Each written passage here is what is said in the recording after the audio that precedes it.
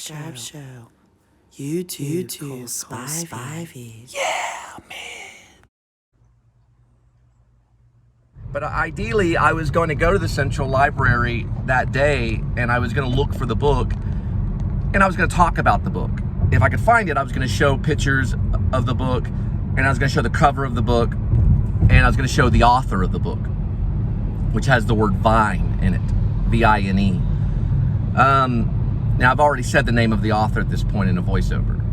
Anyway, I thought it was an important little vlog. Unfortunately, it didn't go as planned because they did not close down any real section of the library. That was not the true information, but they did.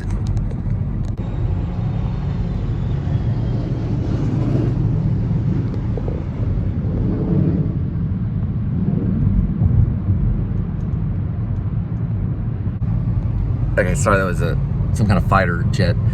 They didn't close down any section of the library, but they did temporarily stanchion it off. Let's just put it that way. So you can still go to the Central Library and check out adults, children, teenage, kids, whatever level of reading. But when we called or we did some research, we found out that the only section at that time that was available for checkout or to go in, get a library card and check anything out, was the children's section, which is on the level floor. It's on the ground floor, okay, the ground floor. And that was the truth. So if you got in, you wouldn't be able to get any book that was no longer a children's, a teen, or a movie. Those were available on the ground floor, on the first floor. Now, the bottom floor is where all the other books are. That's any type of book, any age level of book or anything. Dictionaries, reference, books on the Actor Studio, any kind of book on filmmaking, a book on YouTube, any kind of book you would want to buy, or not buy, but probably check out. It could be a narrative book, it could be a journal, it could be Moby Dick, it could be Stephen King, it could be any type of book, any type of thing on whatever, on The Godfather, Francis Ford Coppola, whatever. They have a huge section at that Central Library. I wanted to show it. Unfortunately, it's not completely open because it's under construction.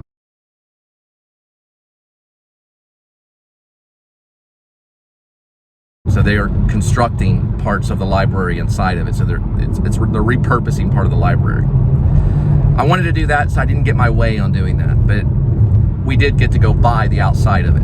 Everything else was kind of improv, going to the Circle Theater, going to the Jubilee Theater, going to the parking garage. Most of all that we just kind of found. I thought the horse fountain was cool. I didn't know that existed. The horse fountain was really cool. So we found some cool stuff. But I just wanted to kind of note that was kind of that style of day. We just went to downtown Fort Worth, mostly towards the library. Now, when we were on the way, we thought about, like, can we pass something that made historical significance to Fort Worth, or that something happened that was dramatic or whatever. And then I remembered the Rainbow Lounge raid, which was similar to Stonewall. That was kind of a story that was kind of got the national news. It did make national news, and I thought it was kind of an important story because they leveled the Rainbow Lounge. And I think my drama teacher, when I was younger, had gone to that Broadway Baptist church that was near there, but had known about that incident. And also, there was also a West Magnolia area where there were some theaters, there were some drag theaters, and then Hip Pocket actually went out there at one point, had a little theater in a restaurant, and then they went back to the Lake Worth area, which they're in the Silver Lake area. They were used to be at Oak Acres, but they used to be in that area, and that was kind of an area that when I was doing theater, we did some work at a theater called the Sage and Silo Theater, which was kind of at this old Catholic school for young girls. It was like almost like a nunnery, and we actually opened a theater in this old nunnery because it was abandoned. It was an abandoned building, and my drama teacher opened this theater called Sage and Silo. It later moved to the Blue Mountain area, not too far from where I get gas at Fuel City. So we had a little theater there, and we did a lot of different shows and stuff there. So that area, kind of that 5-10 mile, maybe 15-mile radius area going into the downtown Fort Worth area, and then outside off of Hemp Hill. And all over there in that area kind of was a cool little theater area, which it still is. Now, there is a connection right off of Willing Street, or I'm sorry, Willing Avenue. Right off Willing Avenue. I call it Willing Street. I don't know why, it just sounds more mean. But Willing Avenue, there's a little section over there that's called the Avenue Theater, I believe, or something similar to that. But Grace Toon, Gracie, sorry, her name is Gracie. Gracie Toon is a sister of Tommy Toon, one of the kings of Broadway. He actually made residence for a while, for a period of time in Texas, in the Fort Worth area, had come out to Hip Pocket, seen shows at Hip Pocket, really liked them, thought they should be on Broadway and all this stuff, really loved Hip Pocket and all this stuff. Tommy Toon used to come out and watch shows, and he actually came out and saw a show that I was in, that we did the third show of Men in BBDs, which was Girls from Girdleville, Greet Men in BBDs. Anyway, I just wanted to share that. Okay, we are dealing with 93 degrees Fahrenheit, so the air conditioner will be on. Regardless, it was a really cool vlog. We had a good time. We went all around Fort Worth, got different areas, and I'm glad that we just kind of improvised and found things along the way. So thanks for watching.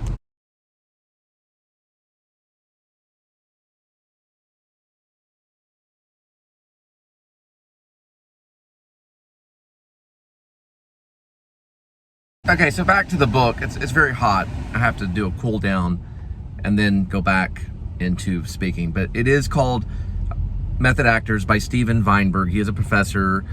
He graduated from one of those Ivy League colleges, but he did write the book, and he does teach at the Holy Cross University. So what I liked about the actual book is that each famous actor, everyone from Marlon Brando to Robert De Niro, Dustin Hoffman's mentioned.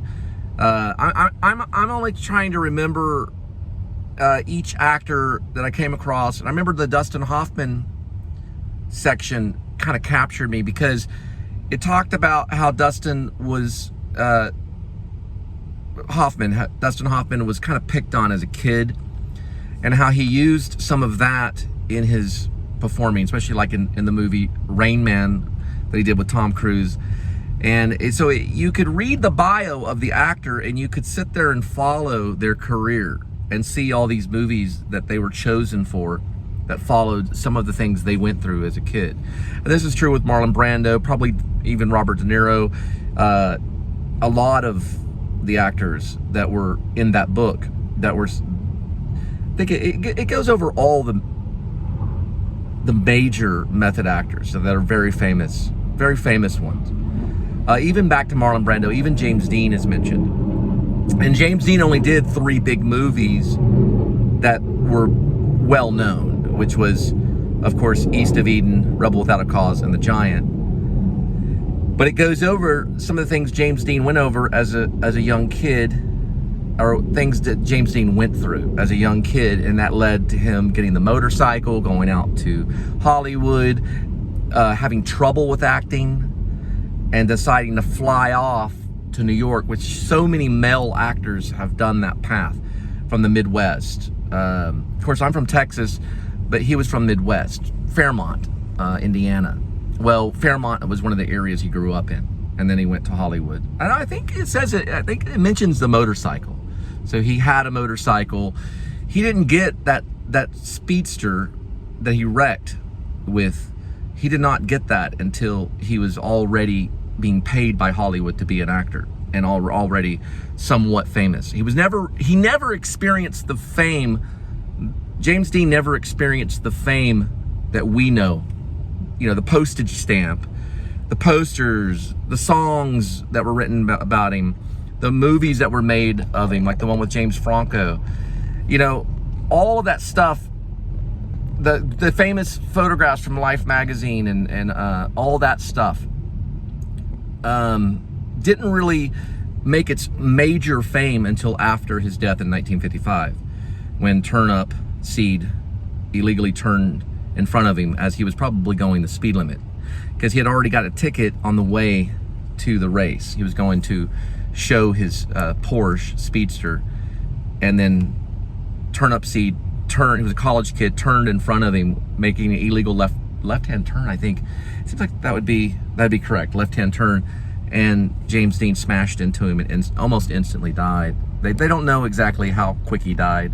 They know that the passenger was, I think, still alive as he was rushed to the nearby military hospital. I think they did interview him or at least ask him what did James Dean say before he died, and he said something like, "They'll see us," or "Don't worry, they'll see us," or something like that. I don't know for sure if that's all true, but that's what the rumor is. There is some truth to it. So the truth, what they think, is that James Dean was actually going the speed limit or around the speed limit, and this guy just whoosh, right in front of him, and there was no stopping. It was that quick because of how the roads converged. I did a report on it in high school. Didn't have that information in the report by far. Did have the photos. I did have the photos of the car crashing. Why I'm going into this is because I'm going to bring up Lee Strasberg in just a minute. So Lee Strasberg wrote a book called A Dream of Passion, which is about method acting, but he also was tape recorded throughout most of his life teaching at the Actor Studio, which is in New York. And he did talk about James Dean. He talked about James Dean in a very emotional way after James Dean died. So Lee Strasberg talked about carelessness. And James Dean, his acting was so real and he was so believable. His iconic personage was so believable. His character was so believable that he was pretty much thought of as a reckless person. And he was actually quite educated. He had taken ballet. He knew all the poets. He would read all the great poets. He was well read. He had done lots of television, lots of memorization for Broadway acting. He was an off-Broadway actor and had worked at the studio and is one of Lee Strasberg's prized students and learned under Lee Strasberg. Don't think he learned under Stella Adler. Marlon Brando actually focused more with Stella Adler. But James Dean did learn with Lee Strasberg, and that was his goal, because when he was in California at that time, he was having trouble with acting. He wanted to learn it, so he went to New York, and that's where he studied. He studied at the Actor Studio. That's a very common path for many actors. A lot of them. We're talking thousands of famous actors have made that same pathway. Hollywood, then New York, and then back, or wherever they go, you know. So they sometimes will go to New York to study, and they use the stage as a classroom, and they also use the Actor Studio as practice and a way to develop their craft. And that's what James Dean did before he died. But I thought it was interesting, if they ever make a movie, that they acknowledge the tape recordings of Lee Strasberg talking about James Dean, because there was a lot of false information that was released after he was killed.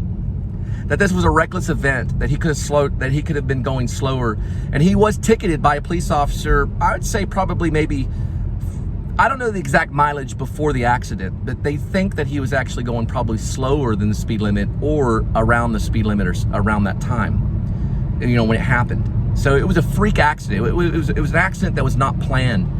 And I had gotten false information when I did the research stuff in high school about the accident. So there's always been false information about it. But the wrecked car is worth like $250,000 or more, or even more than $1 million. And they're still doing research on it today. So it is interesting, but it all leads back, like I said, to the craft of acting, to Hollywood, to James Dean, to Fairmont, Indiana, and then also the circle of New York, Broadway, off-Broadway, you know, Actor Studio, and you know, Lee Strasberg, and then back to, you know, Hollywood. There's all these information that's and what's also interesting, what I heard, and I don't know if this is true, but when James Dean auditioned for the Actor Studio, I heard he wrote his own piece. So it was an original piece. Sorry about the Dutch angle, but it was an original piece that he auditioned with. I don't know if that's true, but he got in his first time. So anyway, that was kind of the thing about the book that I thought was interesting, because each book on the method actors talks about each actor and their most highlighted milestones in their life. And you can kind of pick apart and see how your real life affects what your craft is, or how your craft is initiated, because they take from usually their own life and somewhere in the mix. Okay, the method is mysterious, it's not easily defined, and it's not always talked about correctly, but it does base a lot of its teachings on Stanislavski's system. which goes back to the Russian and Moscow Art Theater, and Stanislavski. And I'm not going to try to give you his full name, but it goes way back. I will tell you this, that Stanislavski did come to America with the Moscow Art Theater, and he changed the way that we looked at acting because he brought in realism to a heightened degree. And people took a second look at acting, and that's when the group theater started to form in New York, which is with Odets, Sanford Meisner, pretty sure. I think Strasberg at least had a connection with it. Elia Kazan.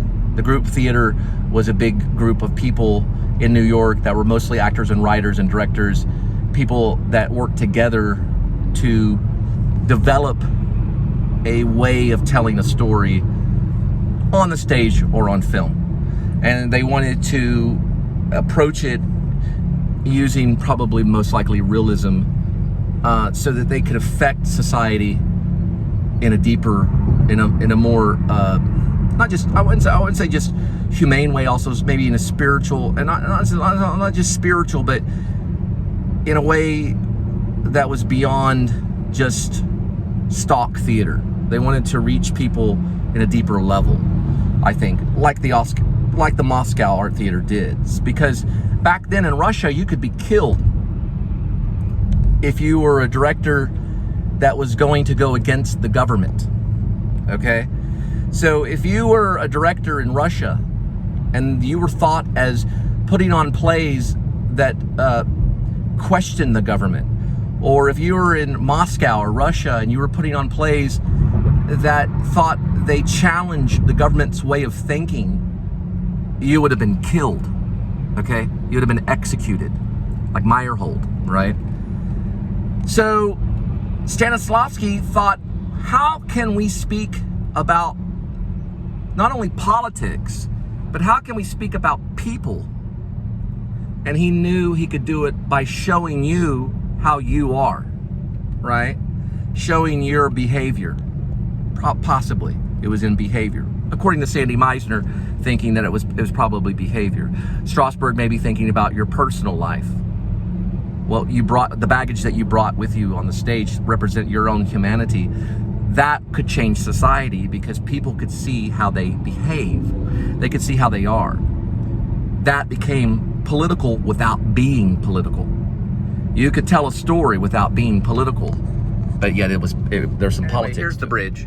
That's all I wanted to say about Method Actors right there. Just that book. I really like that book. You should check it out. It's got great chapters. It's Steven Weinberg. Also, of course, Dream of Passion is cool. That's by Lee Strasberg. And the tape recordings by Lee Strasberg. It's a very difficult book. But check those out. And then, of course, the 3 books by Stanislavski, you know, Creating a Role, Building a Character, and An Actor Prepares, which those are all reversed. But it doesn't matter the order you read them. But as long as you read those, it's pretty good. I've read most of them. Alright, so they're still constructing this 114 bridge like they've been for quite a bit of time. And you can see these new columns right here. And this goes all the way across here, which is like 1,200 feet. This bridge is 1,200 feet long. So on this other side, you'll see the construction developing right here. See them? And they're working around the clock too. So this is an important bridge that they're establishing right here.